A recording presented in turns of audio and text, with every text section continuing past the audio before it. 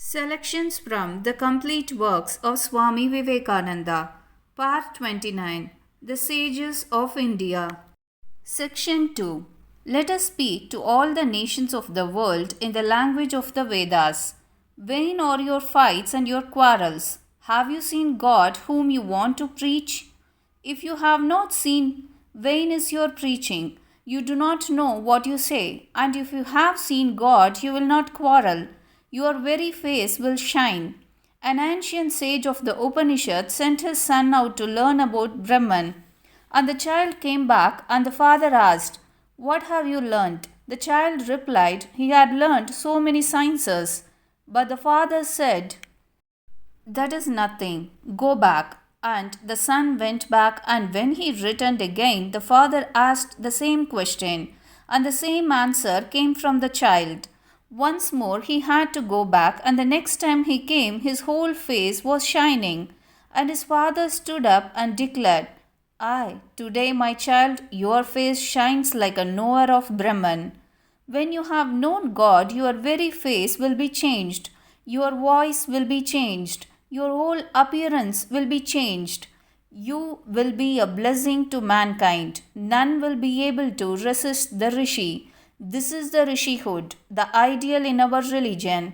The rest, all these talks and reasonings and philosophies and dualisms and monisms, and even the Vedas themselves are but preparations, secondary things. The other is primary.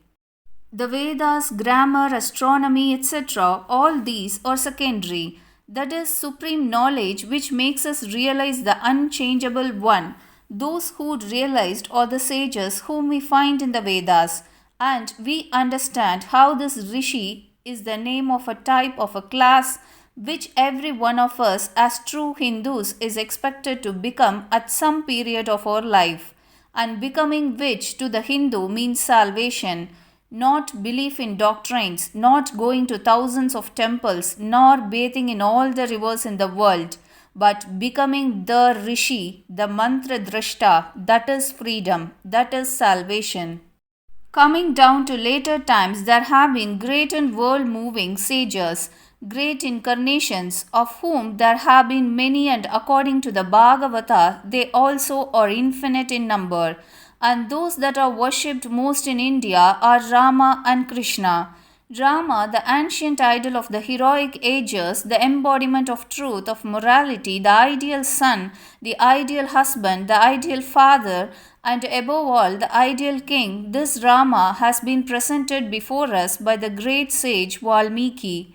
No language can be purer, none chaster, none more beautiful, and at the same time simpler than the language in which the great poet has depicted that life of Rama. And what to speak of Sita? You may exhaust the literature of the world that is past, and I may assure you that you will have to exhaust the literature of the world of the future before finding another Sita. Sita is unique. The character was depicted once and for all. There may have been several Ramas, perhaps, but never more than one Sita. She is the very type of the true Indian woman, for all the Indian ideals of a perfected woman have grown out of that one life of Sita, and here she stands these thousands of years commanding the worship of every man, woman, and child throughout the length and breadth of the land of Aryavarta. There she always will be, this glorious Sita, purer than purity itself, all patience and all suffering. She who suffered that life of suffering without a murmur, she, the ever chaste and ever pure wife, she, the ideal of the people, the ideal of the gods, the great Sita, our national god, she must always remain. And every one of us knows her too well to require much delineation. All our mythology may vanish, even our Vedas may depart, and our Sanskrit language may vanish forever.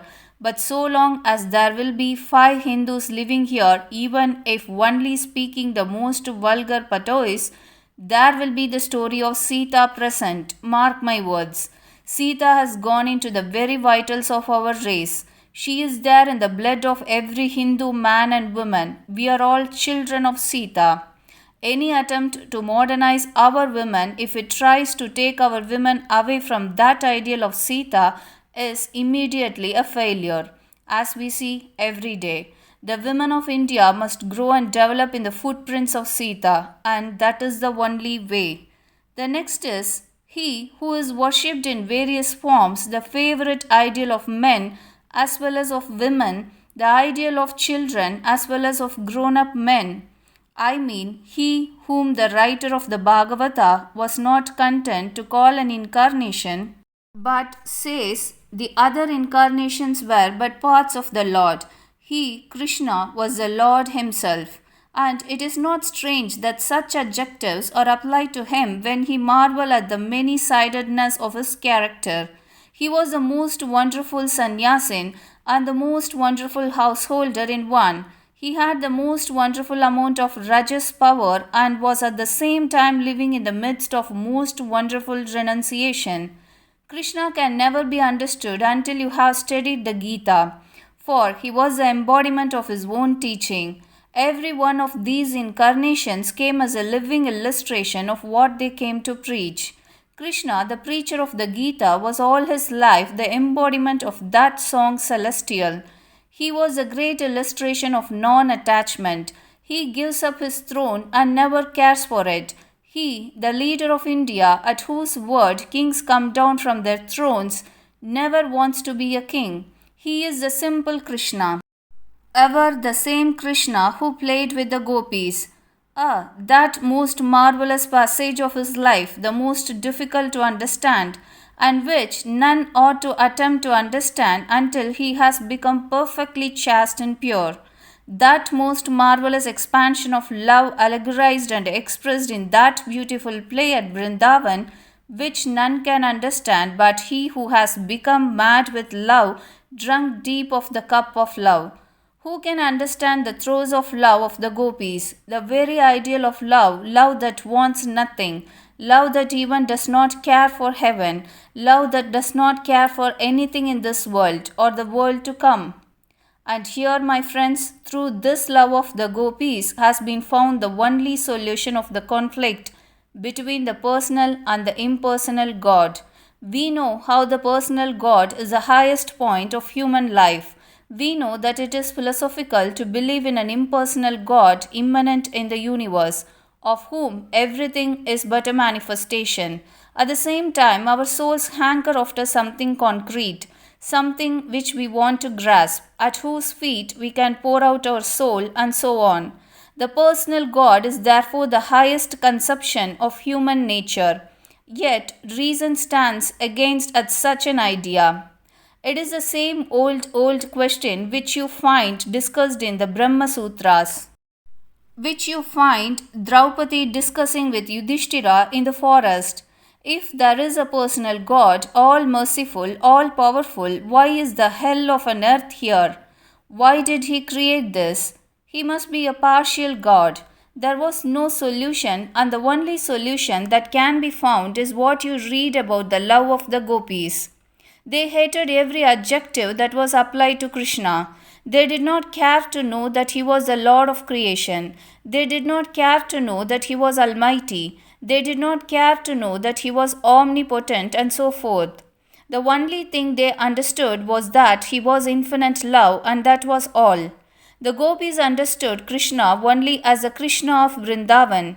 He, the leader of the host, the king of kings, to them was a shepherd, and the shepherd forever. I do not want wealth, nor many people, nor do I want learning. No, not even do I want to go to heaven.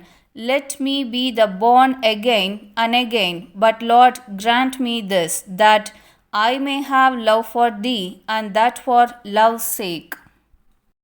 A great landmark in the history of religion is here. The ideal of love for love's sake, work for work's sake, duty for duty's sake, and it for the first time fell from the lips of the greatest of incarnations, Krishna, and for the first time in the history of humanity upon the soil of India. The religions of fear and of temptations were gone forever, and in spite of the fear of hell and temptation of enjoyment in heaven, came the grandest of ideals, love for love's sake, duty for duty's sake. work for work's sake. And what a love! I have told you just now that it is very difficult to understand the love of the gopis. There are not wanting fools, even in the midst of us, who cannot understand the marvelous significance of that most marvelous of all episodes. There are, let me repeat, impure fools even born of our blood who try to shrink from that as if from something impure. To them I have only to say, first make yourselves pure. And you must remember that he who tells the history of the love of the gopis is none else but Shukadeva. The historian who records this marvelous love of the gopis is one who was born pure, the eternally pure Shuka, the son of Vyasa. So long as there is selfishness in the heart, so long is love of God impossible, it is nothing but shopkeeping. I give you something, O Lord, you give me something in return. And says the Lord, if you do not do this, I will take good care of you when you die. I will roast you all the rest of your lives, perhaps, and so on. So long as such ideas are in the brain, how can one understand the mad throes of the gopis' love? Oh, for one kiss of those lips, and one who has been kissed by thee, his thirst for thee increases forever. All sorrows vanish, and he forgets love for everything else but for thee and thee alone. I forget first the love for gold and name and fame, and for this little trumpery world of ours.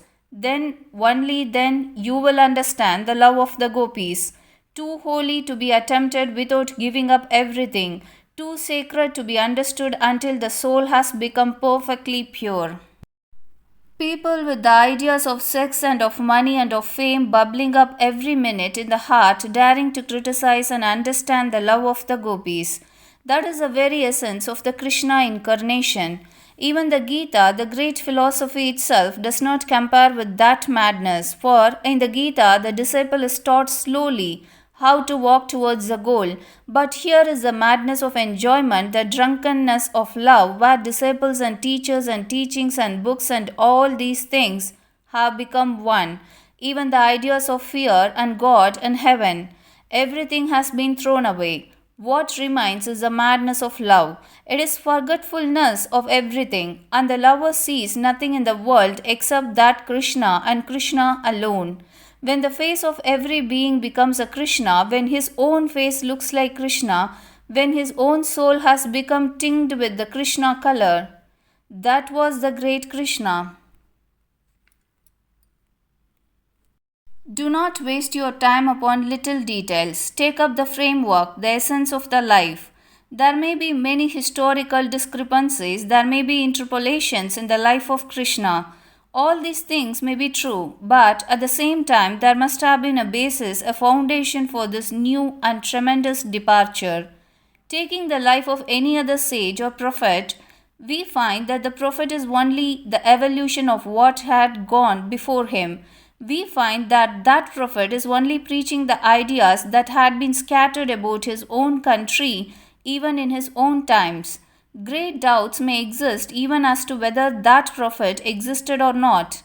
But here I challenge anyone to show whether these things, these ideals, work for work's sake, love for love's sake, duty for duty's sake, were not original ideas with Krishna. And as such, there must have been someone with whom these ideas originated. They could not have been borrowed from anybody else. They were not floating about in the atmosphere when Krishna was born. But the Lord Krishna was the first preacher of this. His disciple Vyasa took it up and preached it unto mankind. This is the highest idea to picture. The highest thing we can get out of him is Gopika Jivana Vallabha, the beloved of the gopis of Vrindavan. When the madness comes in your brain, when you understand the blessed gopis, then you will understand what love is. When the whole world will vanish, when all other considerations will have died out, when you will become pure hearted with no other aim, not even the search after truth, then and then alone will come to you the madness of that love, the strength and the power of that infinite love which the gopis had, that love for love's sake. That is the goal. When you have got that, you have got everything.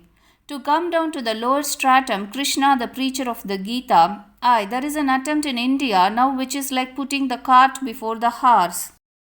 Many of our people think that Krishna, as the lover of the gopis, is something rather uncanny, and the Europeans do not like it much. Dr. So and so does not like it. Certainly, then the gopis have to go. Without the sanction of Europeans, how can Krishna live? He cannot. In the Mahabharata, there is no mention of the gopis except in one or two places, and those not very remarkable places. In the prayer of Draupadi, there is mention of a Vrindavan life, and in the speech of Shishupala, there is again mention of this Vrindavan. All these are interpolations. What the Europeans do not want must be thrown off. They are interpolations, the mention of the gopis and Krishna too. Well, with these men steeped in commercialism, where even the ideal of religion has become commercial, they are all trying to go to heaven by doing something here. The Bunia wants compound interest, wants to lay by something here and enjoy it there. Certainly, the gopis have no place in such a system of thought. From the ideal lover, we come down to the lower stratum of Krishna, the preacher of the Gita. Then the Gita, no better commentary on the Vedas, has been written or can be written. The essence of the Shrutis or of the Upanishads is hard to be understood, seeing that there are so many commentators, each one trying to interpret in his own way. Then the Lord Himself comes, He who is the inspirer of the Shrutis, to show us the meaning of them, as the preacher of the Gita. And today, India wants nothing better. The world wants nothing better than the method of interpretation. It is a wonder that subsequent interpreters of the scriptures, even commenting upon the Gita, many times could not catch the meaning, many times could not catch the drift. For what do you find in the Gita and what in modern commentators? One non-dualistic commentator takes up an Upanishad. There are so many dualistic passages and he twists and tortures them into some meaning and wants to bring them all into a meaning of his own. If a dualistic commentator comes, there are so many non-dualistic texts which he begins to torture, to bring them all round to a dualistic meaning. But you find in the Gita there is no attempt at torturing any one of them. They are all right, says the Lord, for slowly and gradually the human soul rises up and up, step after step, from the gross to the fine, from the fine to the finer, until it reaches the absolute, the goal. That is what is in the Gita. Even the Karma Kanda is taken up, and it is shown that although it cannot give salvation direct, but only indirectly, yet that is also valid. Images are valid indirectly. Ceremonies, forms, everything is valid. Only with one condition, purity of the heart. For worship is valid and leads to the goal if the heart is pure and the heart is sincere, and all these various modes of worship are necessary, else why should they be there? Religions and sect are not the work of hypocrites and wicked people who invented all these to get a little money, as some of our modern men want to think. However reasonable that explanation may seem, it is not true, and they were not invented that way at all. They are not the not outcome of the necessity of the human soul. They are all here to satisfy the hankering and thirst of different classes of human minds. And you need not preach against them. The day when that necessity will cease, they will vanish along with the cessation of that necessity. And so long as that necessity remains, they must be there, in spite of your preaching, in spite of your criticisms. You may bring the sword or the gun into play, you may deluge the world with human blood, but so long as there is necessity for idols, they must remain. These forms and all the various steps in religion will remain, and we understand from the Lord Sri Krishna why they should. A rather sad chapter of India's history comes now. In the Gita, we already hear the distant sound of the conflicts of sect, and the Lord comes in the middle to harmonize them all. He, the great preacher of harmony, the greatest teacher of harmony, Lord Sri Krishna. He says, "In me they are all strung like pearls upon a thread." We already hear the distant sounds, the murmurs of the conflict, and possibly there was a period of harmony and calmness when it broke out anew not only on religious grounds but most possibly on caste grounds. The fight between the two powerful factors in our community, the kings and the priest. And from the topmost crest of the wave that deluged India for nearly 1,000 years, we see another glorious figure, and that was our Gautama Shakyamuni. You all know about his teachings and preachings. We worship him as God incarnate, the greatest, the boldest preacher of morality that the world ever saw, the greatest karma yogi. As a disciple of himself, as it were, the same Krishna came to show how to make his theories practical. There came once again the same voice that in the Gita preached, even the least bit done of this religion saves from great fear. Women or Vaishyas or even Shudras all reach the highest goal, breaking the bondages of all, the chains of all, declaring liberty to all to reach the highest goal come the words of the Gita. Rolls like thunder, the mighty voice of Krishna Paramatma. Even in this life, they have conquered relativity, whose minds are firmly fixed upon the sameness. For God is pure and the same to all. Therefore, such are said to be living in God. Those are Krishna's words. Thus, seeing the same Lord equally present everywhere, the sage does not injure the self by the self, and thus reaches the highest goal. As it were, to give a living example of this preaching, as it were, to make at least one part of it practical, the preacher himself came in another form, and this was Shakyamuni, the preacher to the poor and the miserable, he who rejected even the language of the gods to speak in the language of the people, so that he might reach the hearts of the people. He who gave up a throne to live with beggars and poor and the downcast, he who pressed the pariah to his breast like a second Rama. You all know about his great work, his grand character, but the work had one great defect, and for that we are suffering even today. No blame attaches to the Lord. He is pure and glorious, but unfortunately, such high ideals could not be well assimilated by the different uncivilized and uncultured races of mankind who flocked within the fold of the audience. These races, with varieties of superstition and hideous worship, rushed within the fold of the audience, and for a time appeared as if they had become civilized.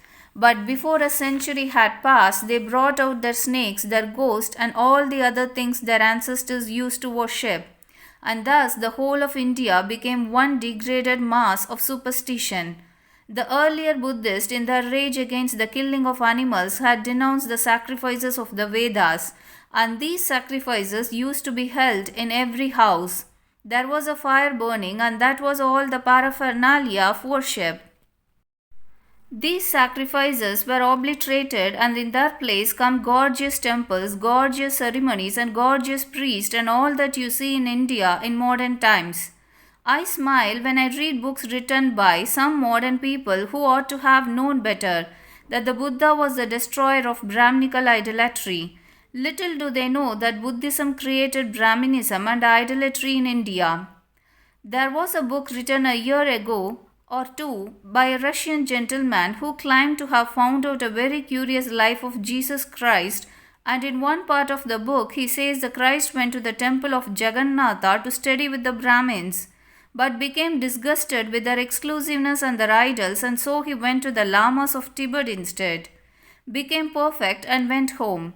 To any man who knows anything about Indian history, that very statement proves that the whole thing was a fraud, because the temple of Jagannatha is an old Buddhistic temple. We took this and others over and re-Hinduized them. We shall have to do many things like that yet. That is Jagannatha, and there was not one Brahmin there then, and yet we are told that Jesus Christ came to study with the Brahmins there. So says our great Russian archaeologist. Thus, in spite of the preaching of mercy to animals, in spite of the sublime ethical religion, in spite of the hair-splitting discussions about the existence or non-existence of a permanent soul, the whole building of Buddhism tumbled down piecemeal, and the ruin was simply hideous. I have neither the time nor the inclination to describe to you the hideousness that came in the wake of Buddhism. The most hideous ceremonies, the most horrible, the most obscene books that humans hand wrote ever or the human brain ever conceived, the most bestial forms that ever passed under the name of religion, have all been the creation of degraded Buddhism. But India has to live, and the Spirit of the Lord descended again. He who declared, I will come whenever virtue subsides, came again. And this time the manifestation was in the south, and up rose that young Brahmin of whom it has been declared that at the age of 16 he had completed all his writings. The marvelous boy Shankaracharya arose. The writings of this boy of 16 are the wonders of the modern world, and so was the boy. He wanted to bring back the Indian world to its pristine purity, but think of the amount of the task before him. I have told a few points about the state of things that existed in India. All these horrors that you are trying to reform are the outcome of that reign of degradation. The Tartars and the Baluchis and all the hideous races of mankind came to India and became Buddhist, and assimilated with us and brought their national customs, and the whole of our national life became a huge page of most horrible and most bestial customs. That was the inheritance which that boy got from the Buddhist, and from that time to this, the whole work in India is a reconquest of this Buddhistic degradation by the Vedanta. It is still going on, it is not yet finished. Sankara came, a great philosopher, and showed that the real essence of Buddhism and that of the Vedanta are not very different, but that the disciples did not understand the master and have degraded themselves, denied the existence of the soul and of God, and have become atheists. That was what Shankara showed, and all the Buddhists began to come back to the old religion. But then they had become accustomed to all these forms. What could be done? Then came the brilliant Ramanuja. Shankara, with his great intellect, I am afraid, had not as great a heart. Ramanuja's heart was greater. He felt for the downtrodden. He sympathized with them. He took up the ceremonies the Christians that had gathered, made them pure so far as they could be, and instituted new ceremonies, new methods of worship for the people who absolutely required them. At the same time, he opened the door to the highest spiritual worship from the Brahmin to the Pariah. That was Ramanuja's work. That work rolled on, invaded the north, was taken up by some great leaders there, but that was much later, during the Mohammedan rule, and the brightest of these prophets of comparatively modern times in the north was Chaitanya. You may mark one characteristic since the time of Ramanuja, the opening of the door of spirituality to everyone. That has been the watchword of all prophets succeeding Ramanuja, as it had been the watchword of all the prophets before Shankara. I do not know why Shankara should be represented as rather exclusive. I do not find anything in his writings which is exclusive. As in the case of the declarations of the Lord Buddha, this exclusiveness that has been attributed to Shankara's teachings is most possibly not due to his teachings but to the incapacity of his disciples. This one great northern sage, Chaitanya, represented the mad love of the gopis. Himself a Brahmin born of one of the most rationalistic families of the day, himself a professor of logic, fighting and gaining a word victory, for this he had learnt from his childhood as the highest ideal of life, and yet through the mercy of some sage the whole life of that man became changed. He gave up his fight, his quarrels, his professorship of logic, and became one of the greatest teachers of Bhakti Yoga the world has ever known, Mad Chaitanya. His bhakti rolled over the whole land of Bengal, bringing solace to everyone. His love knew no bounds. The saint or the sinner, the Hindu or the Mohammedan, the pure or the impure, the street walker, all had a share in his love, all had a share in his mercy. And even to the present day, although greatly degenerated as everything does become in time, his sect is a refuge of the poor, of the downtrodden, of the outcast, of the weak, of those who have been rejected by all society. But at the same time, I must remark for truth's sake that we find this. In the philosophic sect, we find wonderful liberalism. There is not a man who follows Shankara who will say that all the different sects of India are really different. At the same time, he was a tremendous upholder of exclusiveness as regards caste. But with every Vaishnavite preacher, we find a wonderful liberalism as to the teaching of caste questions, but exclusiveness as regards religious questions. The one had a great head, the other had a large heart, and the time was ripe for the one to be born, the embodiment of both this head and heart. The time was ripe for one to be born who in one body would have the brilliant intellect of Sankara and the wonderfully expansive infinite heart of Chaitanya, one who would see in every sect the same spirit working, same God, one who would see God in every being, one whose heart would weep for the poor, for the weak, for the outcast, for the downtrodden, for everyone in this world, inside India or outside India, and at the same time whose grand brilliant intellect would conceive of such noble thoughts as would harmonize all conflicting sects, not only in India but outside of India, and bring a marvelous harmony, the universal religion of head and heart, into existence. Such a man was born, and I had the good fortune to sit at his feet for years. The time was ripe, it was necessary that such a man should be born, and he came, and the most wonderful part of it was that his life's work was just near a city which was full of Western thought, a city which had run mad after these Occidental ideas, a city which had become more Europeanized than any other city in India. There he lived without any book learning whatsoever. This great intellect never learnt even to write his own name.